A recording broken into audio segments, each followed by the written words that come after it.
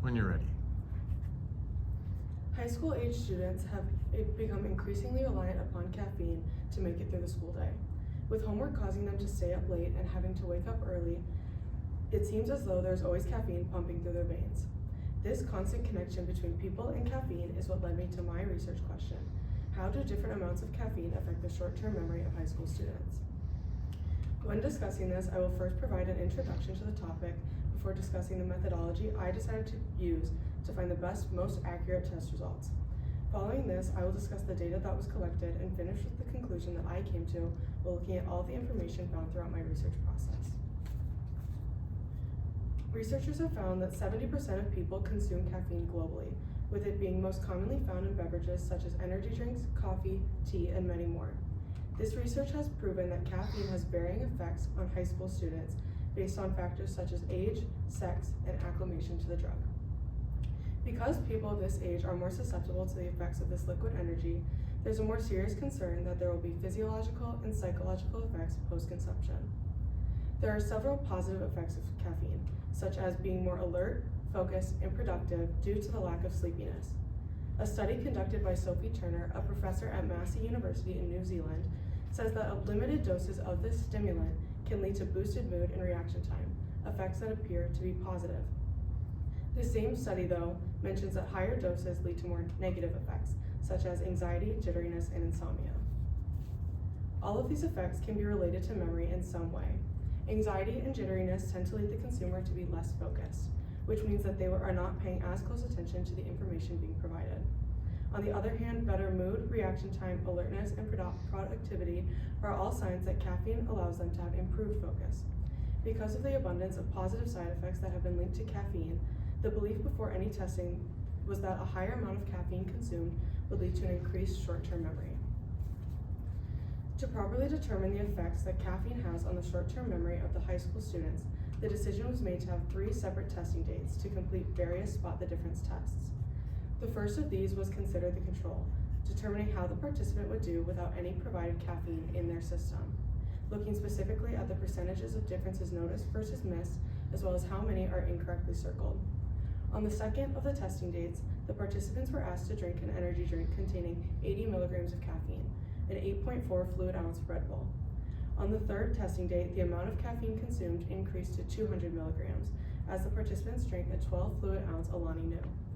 After consuming the beverage on each testing day, participants were then asked to wait 15 minutes to allow for the results of the stimulant to begin to take effect. Once the 15-minute wait was concluded, each person was given 1 minute to look at the original picture before the image was switched with its counterpart. With the other image, participants were allowed another minute to attempt to identify changes without seeing the initial picture. While students were taking the Spot the Difference test, they were being monitored for an excessive amount of shaking or other jittery tendencies compared to the control. This was the only piece of data monitored as the experiment was occurring. Once the Spot the Difference test was conducted, the percentage of differences noticed by each participant was found and then later compared to each other to determine whether or not the energy drinks affected the short-term memory of the high schoolers. I also decided to look at the number of incorrect differences noticed for each of the tests. This decision was made because it could be used as a gauge for anxiety within the participants, noting that if they were more anxious, they would start simply circling different parts of the image when they truly did not know if it was a difference or not. Other studies were consulted while in the process of curating this experiment.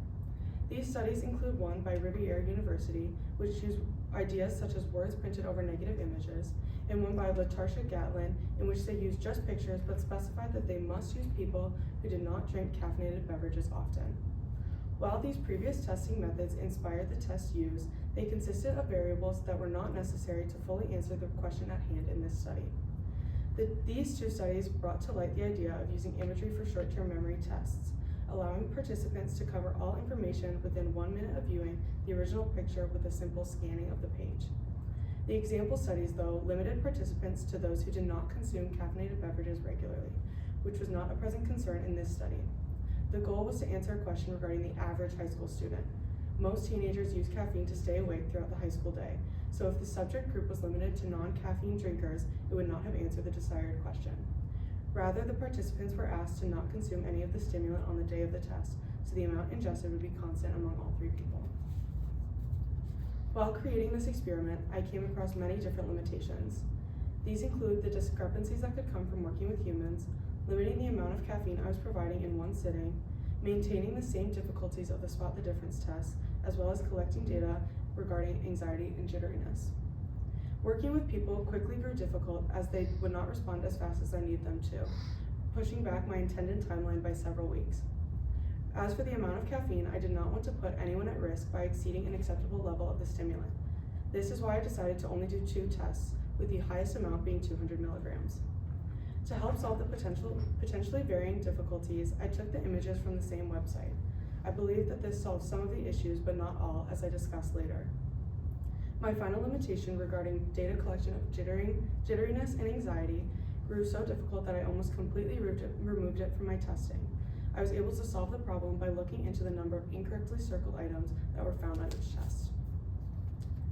3 participants, A, B, and C, went through 3 separate testing days to best determine the effects of caffeine on their memory.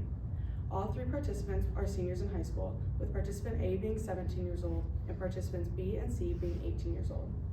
As a reminder, the 2 data points taken were the accuracy of the spot the difference test, as well as the number of items circled. These 2 pieces of information provided me with a look at how caffeine directly affects the spot the difference test results of all participants and any notes of anxiety or stress seen from the incorrect circles. As can be seen in this table, an increase in differences found can be noticed during round 2 of testing when the participants consumed 200 milligrams of caffeine, providing each person with their best score. Within this same round of testing, a comment was made by participant C saying that, quote, the caffeine was much more noticeable, but did not feel any more jittery than before, simply more excited. This came as a shock to me because this participant is accustomed to the consumption of caffeine, but it also enforced the idea that 200 milligrams of caffeine is quite a lot for a high schooler to consume in a short period, even though many do it on a daily basis. This round of testing, though, followed a round in which each participant earned their lowest score, in round 1 when they were asked to consume 80 milligrams of caffeine. This did not follow the overall pattern of the test results, as it was expected that participants would improve their scores with the increasing consumption of caffeine. The percentages appear to remain consistent throughout all participants in the various amounts of caffeine that they were asked to consume. The pattern among these results shows that round 1 brought forth the worst percentages, being 22%, 0%, and 11%. This product did not follow the original hypothesis stating that a higher dosage of caffeine would improve the short-term memory testing results. The pattern of consistent percentages continued then, as all participants scored their highest in round 2, with the scores being 80%, 50%, and 80%. The consistency among the data did not come as a shock, as it follows the original hypothesis. There were some unexpected discrepancies in the data collected. A note to be made on the research is that all 3 participants said that test 2, used for round 1 of the experiment, appeared more difficult than the others. This was initially noted as a limitation before any testing, but the goal was that it would not be visible within the results. While doing the spot the difference test, participants appeared more stressed, all sitting with their heads placed in their hands and feet bouncing. This could have been because of the timing of the test taking place at the end of a Friday, a time when all high schoolers are anxious to get home. It also could have been because they found the test to be more difficult, so more energy was being put into focusing on the test than had happened in the control. Following this round of testing, participant B admitted that they had not been paying attention when looking at the initial image. This quickly leads to a skew in the data. To properly retest, a new spot the difference test would have been needed, as this participant had already seen both images and knew what to look for. Following that, participants A and C would have also needed to retest, and there was a fear that it would change the results, so there is a noted misrepresentation of data within round 1 of testing. Another large difference in the data was the number of incorrect answers the participants circled.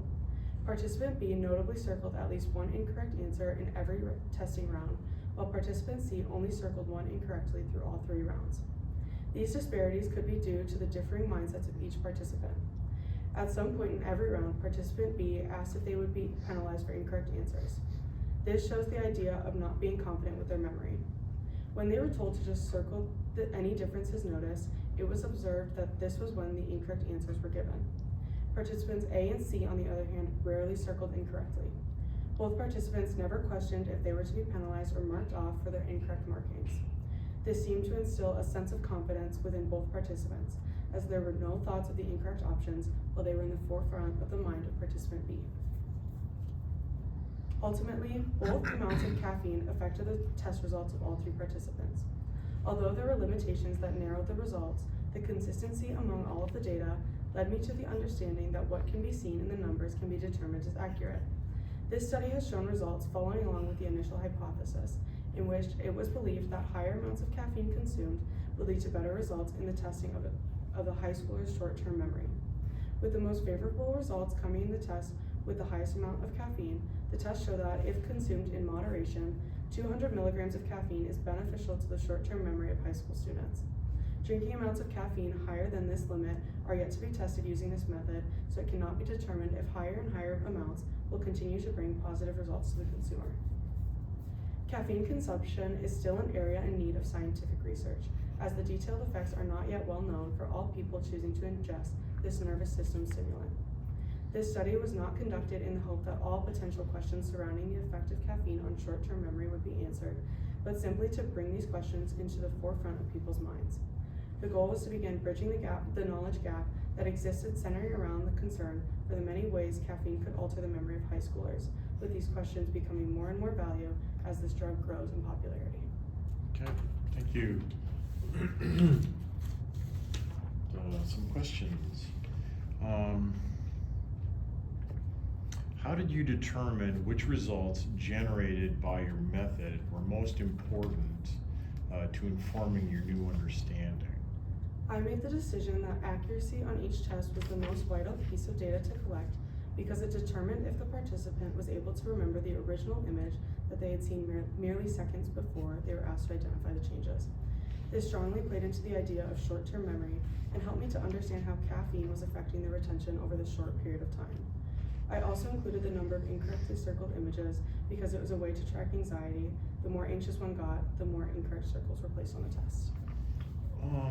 Can you expand on real-world implications or consequences related to your findings? My hope is that these findings lead high schoolers to understand that caffeine can become a dangerous drug if taken in excess, but when used in moderation, it can be a tool that people should be comfortable using. I did this research because I too enjoy having an energy drink in the morning, especially on the day of a test, but it is important to understand that what comes along with consuming caffeine frequently, so hopefully this will prepare others with that information. Okay, and finally, what's the most important research skill you developed as a result of the process, and how might it apply to your future endeavors? The most important skill that I learned from this process is the idea of creating a study that would provide the answers to my research question, and then being able to convey these results in the form of a paper or presentation. I plan to apply this in the future as I step into the field of biomedical engineering, in which thorough research is important to the improvement of medical devices. Okay, thank you. All right, Dunzo. Way to bring it home, way to be the closer in baseball, it's the guy that finishes the game. Nice job. Thank you. Cold hands. So what are you doing the rest of the day? I think I'm gonna hang out with some of my friends. Hanging out is good. Yeah.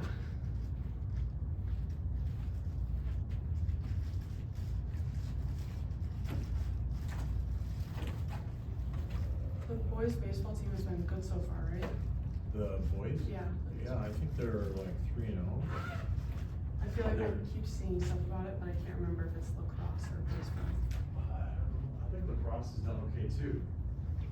But the boys are playing St. Thomas Academy, which is St. Thomas got some guys.